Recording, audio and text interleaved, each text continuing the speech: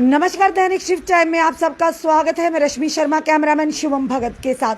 जहां एक तरफ विपक्ष लगातार मजबूती से कटाक्ष कर रहा है केंद्र सरकार पर कि किस तरह से वायदा किया गया था कि महंगाई कम होगी, डेवलपमेंट के रास्ते, प्रगति के रास्ते खुलेंगे, वहीं दूसरी तरफ आम जनता आज परेशान है महंगाई की मार से। और साथ ही साथ जिस तरह से आप जानते हैं कोविड के चलते कि जिस तरह से लोगों की परेशानियां किस तरह से बढ़ी हैं, और उसी के चलते पेट्रोल डीजल के दाम लगातार आसमान छूते जा रहे हैं। और साथ ही साथ कहेंगे तो खाने का जो पदार्थ है, यानी कि दालें या तेल की बात करें, जो रसोई घर की बात करें, आम महिला का चूल्हा जलाना भी मुश्किल हो चुका है। यानी साफ तौर पर कि जो विपक्ष है ये कटाक्ष करता है कहीं ना कहीं केंद्र सरकार पर कि आम जनता पर डाका डालने का काम केंद्र सरकार लगातार कर रही है, क्योंकि जो वायदे किए थे कहीं ना कहीं वो वायदे पूरे होते नजर नहीं आ रहे। इसी विषय में आज हमारे साथ कांग्रेस पार्टी के कार्यकर्ता और जुड़ चुके हैं, इनसे बात करेंगे, इनसे जानेंगे ये क्या कहना चाहते हैं। शहरों की बात छोड़िए, ग्रामीण क्षेत्रों में किस तरह की परेशानियों से आज भी हमारा किसान जूझ रहा है, आज भी हमारी आम जनता जूझ रही है। सर, सबसे पहले आपका बहुत बहुत स्वागत है। थैंक यू सर, आपका नाम जानेंगे सबसे पहले। मेरा नाम अश्विनी शर्मा, मैं कांग्रेस का ब्लॉक प्रेसिडेंट मड में हूँ जी। तो आप महंगाई की बात कर रहे हैं। ऐसी सरकारें, कांग्रेस भी सरकार थी, 65-70 से पेट्रोल ऊपर नहीं गया। आज इतनी महंगाई हो गई है कि कहना दूर है। लोगों का गैस की कीमत जो है मेरे ख्याल इस समय 950-1000 के करीब पहुंच गई है। सब्सिडी जो आ रही है वो नाम मात्र 10 रुपये, 15 रुपये, 20 रुपये सब्सिडी आ रही है। तो इसलिए कहने का मतलब है कि इतनी महंगाई, जितने भी खाने वाली चीज़ें हैं वो महंगी हैं। पेट्रोल जो है, पेट्रोल 100 के पार है, डीजल भी 90 के पार हो गया। अब जो कह रहे हैं कि जिम्मेदारों की आमदन डबल करनी है, डबल होगी कैसे जब कास्ट ऑफ कल्टीवेशन ही बढ़ गई है। अगर आमदन बढ़ानी है तो सबसे पहले कास्ट ऑफ कल्टीवेशन कम होगी तो फिर आमदन बढ़ेगी। अब जो जितना खेत ने देना है वो उससे डबल तो नहीं देगा, उसका एक लिमिट है, वो तो इतना देगा। लेकिन उसमें जब कास्ट ऑफ कल्टीवेशन बढ़ गई, जो कास्ट ऑफ खर्चा निकाल के जब आप देखोगे तो किसान को बस बाकी खर्चा ही मिलता है, जो अपनी लेबर करता है वो नहीं मिलता। मैं खुद भी किसान हूँ, किसानी से ताल्लुक़ रखता हूँ, लेकिन बहुत मुश्किल है। लेबर महंगा, खाद महंगा, अब हर चीज़ जो है, डीजल पेट्रोल जो है, डीजल बढ़ने से हर चीज़ बढ़ गई है। जो बाहर से सामान आता है वो भी सारा बढ़ गया। इसलिए घर का चूल्हा चलाना, ये आम गृहिणी है जो इतना मुश्किल हो गया है सारा। इतना शुक्रिया, मैं इतना कहूँ। चलिए हम बात करते हैं अजय कुमार शास्त्री जी से। ये क्या कहना, विजय कुमार माजरे चाहते हैं, विजय कुमार शास्त्री जी से ये क्या अपने तर्क रखना चाहते हैं, जिस तरह से आम जनता इस समय सड़कों पर है, लगातार महंगाई की मार को जिस तरह से कहा जा रहा है कि कहीं ना कहीं आम जनता की जेबों पर डाका डाला जा रहा है। तो केंद्र सरकार तो बड़े बड़े दावे करती है कि आम जनता को राहत मिली है, और कहीं ना कहीं भाजपा के नेता भी कहते हैं कि आम जनता बहुत खुश है। विजय शास्त्री जी, आप क्या कहते हैं, किस तरह से डेवलपमेंट हुई है, किस तरह से लोगों को राहत मिली है, किस तरह से लोग आज भी यह परेशानी से जूझ रहे हैं? देखिए, जो बीजेपी सरकार ने ये डंका बजा रखा है कि हिंदुस्तान की जो आवाम है बीजेपी सरकार आने से खुश है, जम्मू कश्मीर के लोग बीजेपी सरकार आने से खुश है। ये हिंदुस्तान के साथ मैं समझता हूँ कि बीजेपी जो है ये एक धोखे में रख रही है, एक छल कपट कर रही है ये लोगों के साथ। लोग अंदर से बहुत दुखी हैं, लोग अंदर से बहुत परेशान हैं, लोग अंदर से बहुत सहमे हुए हैं, डरे हुए हैं इस सरकार से। जो बोलेगा वो डंडे के जोर पे ये सरकार जो है राज कर रही है। लोगों पे इतना महंगाई का बोझ बढ़ा दिया है, लोगों को इतनी परेशानी में डाल दिया है। पहली बात तो जम्मू कश्मीर की करें, हम जम्मू कश्मीर इतने बड़े किसान तो नहीं हैं, लेकिन छोटे किसान हैं, लेकिन वो दुखी हैं, परेशान हैं। 1-2 हज़ार रुपया साल का दे देंगे मोदी सरकार, और 2000 में क्या बनेगा, एक जिम्मेदार का क्या बनेगा। और पेट्रोल डीजल जो इतना महंगा है, अगर किसान ने जूरियों का तोड़ा लाना है, ब्यौरों से कोई सामान लाना है, सब्जी मंडी से कोई सामान लाना है, तो जो ऑटो वाला होगा उसका किराया बढ़ जाएगा। अगर तेल का किराया बढ़ेगा, डीजल का किराया बढ़ेगा, तो नेचुरली जो इसकी महंगाई की जो मार है ये आवाम पर पड़ेगी, बोझ पड़ेगा। तीसरी बात ये है कि इन्होंने जम्मू कश्मीर पर टैक्स पे टैक्स यही कानून इन्होंने रखा है। लॉकडाउन में जब जब भी ये लॉकडाउन करते हैं तभी ये नया कानून कोई थोप देते हैं आवाम पर। तो मुझे ये समझ नहीं आती ये सरकार किस तरीके से राज करना चाहती है, किस तरीके से ये देश को आगे ले जाना चाहती है। क्या मैं पत्रकार से भी ये पूछता हूँ, मीडिया से भी ये पूछना चाहता हूँ कि क्या जब से ये बीजेपी सरकार आई है क्या देश आगे बढ़ा है?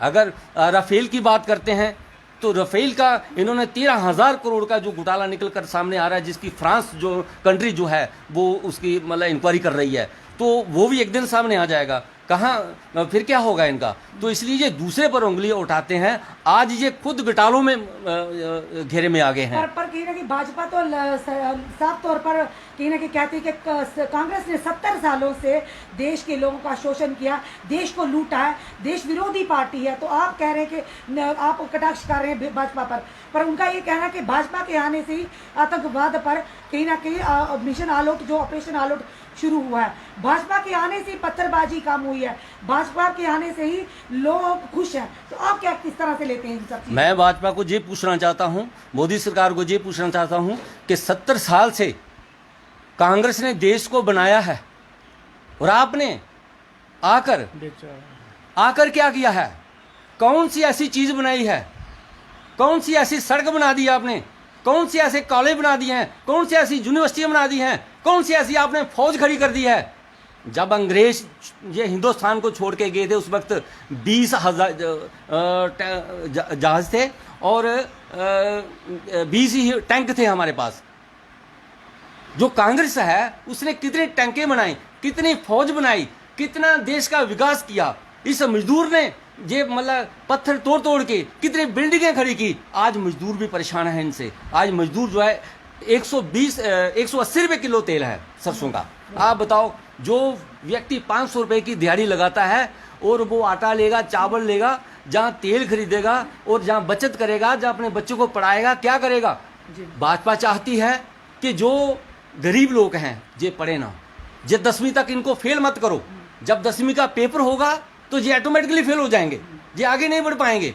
जो सांप्रदायिक लोगों के बच्चे हैं वो कॉलेज में पढ़ेंगे, अच्छी सी ट्यूशनें लेंगे, वो अफसर बनेंगे, और जो निचला तबका है वो उनकी गुलामी करेंगे। तो ये भाजपा जो है ये 85% लोगों को गुलाम बनाना चाहती है और इनके मंसूबे कभी कामयाब नहीं होंगे। और ये सोचते हैं कि जो कई सदियों वाला राज दोबारा आ जाएगा, वो कभी नहीं आएगा। ये मैं चैलेंज से कहता हूं, वो कभी आने वाला भी नहीं। विद्रोह हो जाएगा, घर घर में विद्रोह हो जाएगा।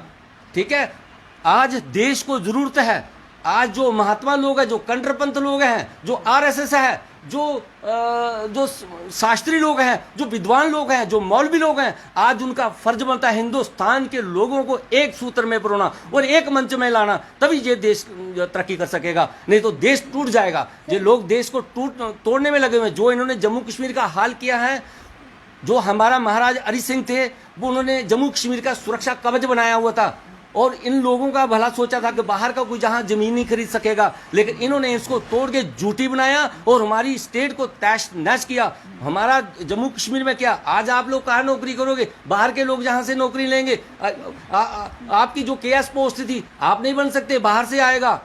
इन्होंने हमें हवालदार बना के रख दिया। क्या किया इन्होंने? बीजेपी वालों ने हमारे लिए कुछ नहीं किया इन्होंने। डेली वेजर्स की तो कहीं ना कहीं जब हम भाजपा के नेताओं से बात करते हो, साफ तौर पर कहते हैं कि कांग्रेस के टाइम की ये पाप की घंटी जो हमारे गले मड़ दी है, उसके बारे में आप किस तरह से तर्क देते हैं सर? देखिए, ये लोग क्या कर रहे हैं, ये अपने बचाव के लिए ये लफ्ज कहते हैं कि कांग्रेस की पाप की घंटी। अरे कांग्रेस ने कौन सा पाप किया भाई? गरीब लोग तो अच्छी तरह से जी रहे थे। अरे पाकिस्तान हमें क्या कर रहा था? इनके पास दो ही मुद्दे हैं, पाकिस्तान ये कर गया, पाकिस्तान वो कर गया, मुसलमान आ जाएंगे। अरे मुसलमान 70% तो हिंदुस्तान में मुसलमान रहते हैं, क्या होगा? हमारे जम्मू कश्मीर को खा रहे थे क्या मुसलमान? हमें पाकिस्तान जहां आकर डाके डाल रहा था क्या? ये जो मिलिटेंसी है, ये इंटरनेशनल मसला है, सुलझाओ ना भाई आप इसको। क्यों नहीं सुलझाते? अगर कांग्रेस ने नहीं सुलझा पाया, आप सुलझाओ। कहां सुलझाया आपने? जब से आप आए हो मिलिटेंसी बढ़ी है, रोज वारदातें सुनने को मिल रही हैं। आपने अभी देखा कल टीवी पर, परसों कितने मिलिटेंट आ रहे हैं, कितने हमले हो रहे हैं। क्या कर रही है ये सरकार? कितनी कैजुअलिटी हुई है? कांग्रेस के टाइम कैजुअलिटी कम हुई थी, इनकी सरकार में कैजुअलिटी ज्यादा हुई अभी है। जो राहुल गांधी जी का जो गुलाम अहमद मीर जी के बेटे की शादी में वो जो उनका दौरा हुआ जो कश्मीर का, और साथ ही साथ उन्होंने जनता को संबोधित भी करना था, कहीं ना कहीं ट्विटर हैंडल जो उनके और रागिनी नाइक जी के ट्विटर हैंडल को ब्लॉक कर दिया गया, इसके बारे में क्या कहेंगे? देखिए, जो उनके ट्विटर हैंडल को उन्होंने ब्लॉक किया है, जो बीजेपी की एक बहुत बड़ी चाल है, ठीक है, ताकि राहुल गांधी जो है वो अपना मैसेज जो है, जहाँ उनके ट्विटर पर कोई जम्मू कश्मीर की जानकारी ना जा पाए और वो उनको ना पता चले, तो इसलिए उनका जो ये अकाउंट उन्होंने ब्लॉक कर दिया है। बीजेपी ऐसा करके ये एक राहुल गांधी के साथ नहीं किया उन्होंने, और भी बड़े लीडरों के साथ उन्होंने ये तांक झांक करना इनकी सब, ये चाहते हैं कि हमारी कुर्सी ना जाए, ये चाहते हैं हम इतने गिर जाएं कि हर अफसर की, हर महकमे की तांक झांक करें और हर बड़े लीडर का जो अकाउंट है, ट्विटर अकाउंट है, उसको ब्लॉक कर दें, ठीक है। कभी ये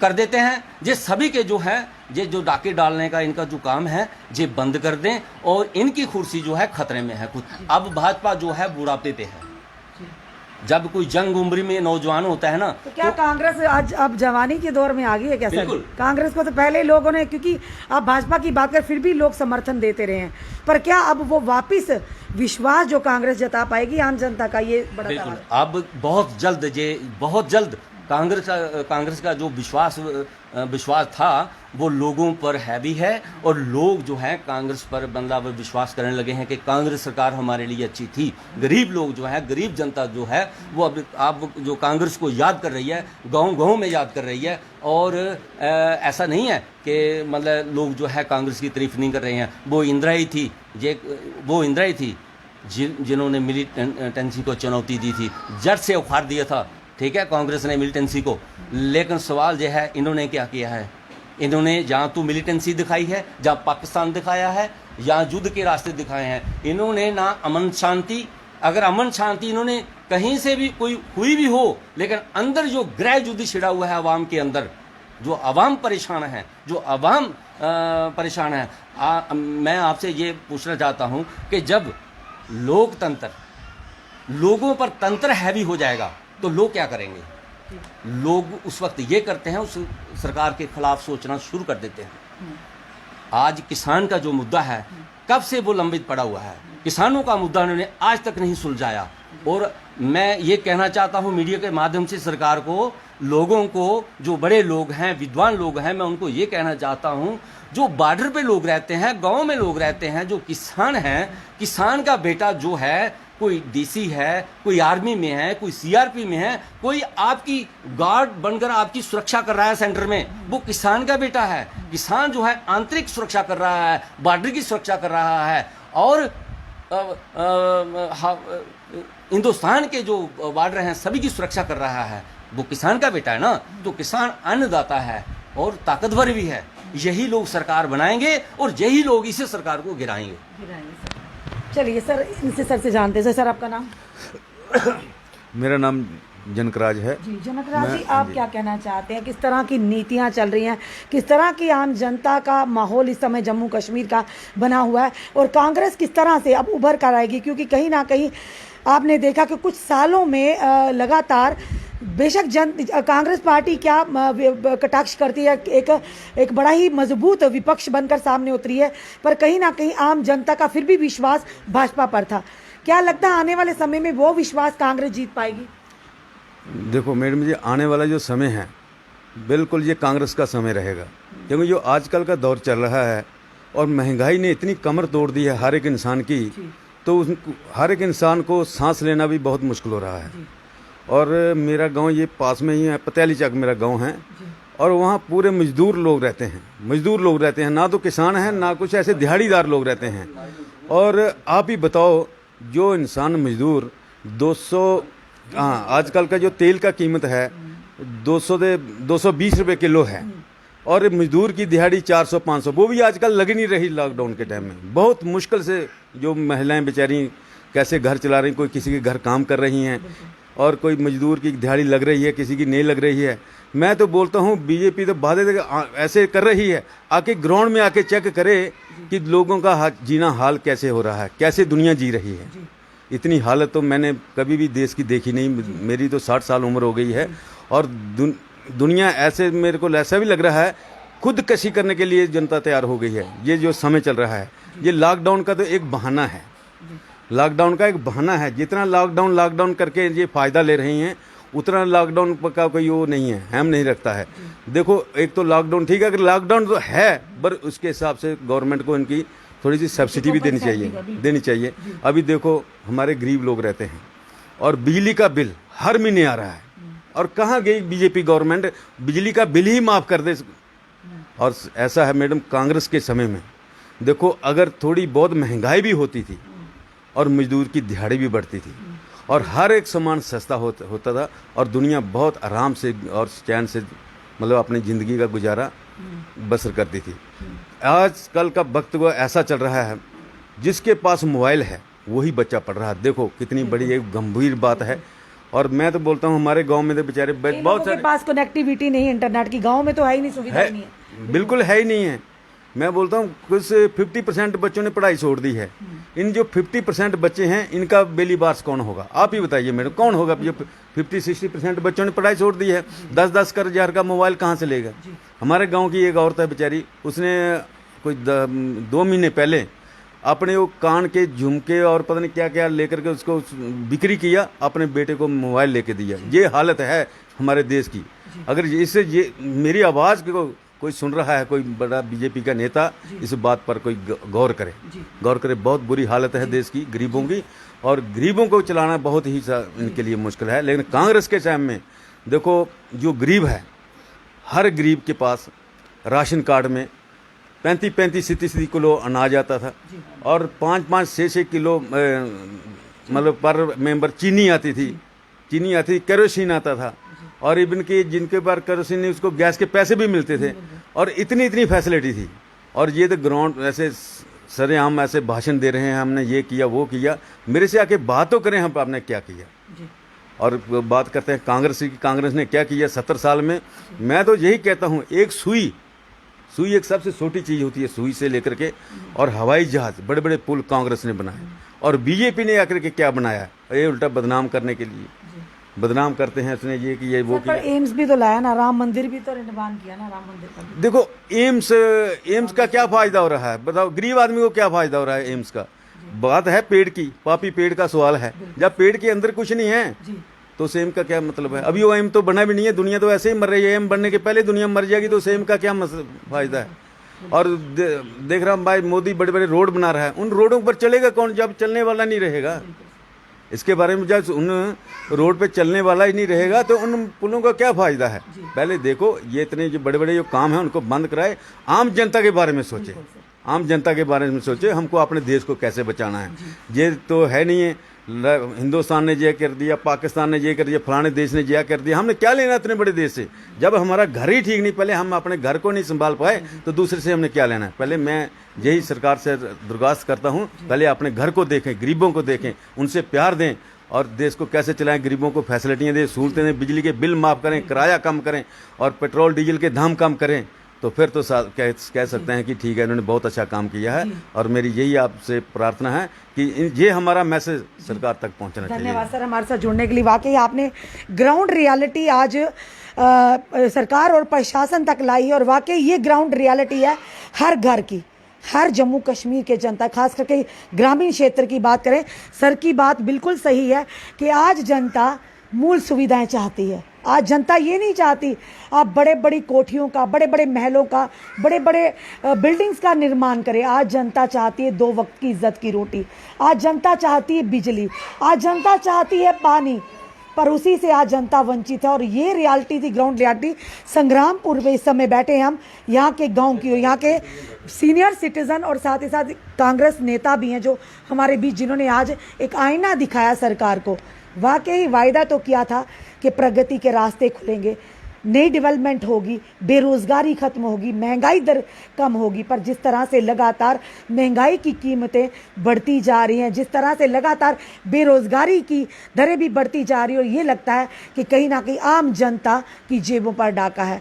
आज आम जनता क्यों रोष में है, आज आम जनता क्यों परेशान है? सवाल सबसे बड़ा ये है, ये जनता ही जो सरकारें बनाती भी है और सरकारें गिराती भी है। ये वही लोग हैं जिनके टैक्सेस पर आप लोग बड़ी बड़ी कुर्सियों पर एसी रूम में बैठकर आराम से अपने आदेश देते हैं। ये वही जनता है। आज जनता बदहाली है, आज जनता बदहाल में है, आज जनता परेशान है। तो कौन देगा जवाब? किससे मांगेंगे जवाब?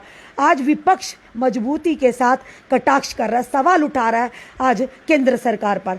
तो क्या इनके सवालों का जवाब मिल पाएगा? आज वो डेली वेजर्स लगातार उम्मीद में है, जिसका मैनिफेस्टो में रखा था कि केंद्र में सरकार आते ही सबसे पहले इनके मसले को हल किया जाएगा। आज वो डेंटल सर्जन जिनकी 2008 से लगातार वो डिग्रियां करके बैठे हुए हैं कि हमें कहीं ना कहीं एक नोबल प्रोफेशन में जाकर आम जनता को सर्व करना है, आज वो भी अपनी डिग्रियां जलाने पर सड़कों पर चाय बेचने को मजबूर है। ये सारी दिक्कतें जो हमारी ही नहीं बल्कि ये आम जनता की, जो आज हम अपनी जनता के समक्ष प्रशासन और सरकार तक लाने की कोशिश कर रहे हैं। और इन बुजुर्ग ने जो कहा वाकई सही है। कहते हैं खाली पेट तो भजन भी नहीं होता है। अरे पेट में रोटी होगी तो सब होगा, सड़कों पर जाकर थोड़ी ना पेट भरना जनाब। अब ज़रूरत है जो जनता को 2 वक्त की रोटी, बिजली और पानी की, मूल सुविधाओं की। जब जनता को मूल सुविधाएं नहीं मिलेंगी तो जनता कहाँ खुश रहेगी? भाजपा के नेता कहते हैं कि जनता खुशहाल है। ये खुशहाली की तस्वीर हम लगातार आपको बताते रहते हैं। अब फैसला जनता के हाथ है। अपने कमेंट ज़रूर कमेंट बॉक्स में दीजिए और इस वीडियो को ज़्यादा से ज़्यादा शेयर कीजिए। जुड़े रहिए ऐसे हमारे साथ अगले अपडेट के लिए। जय हिंद, जय भारत।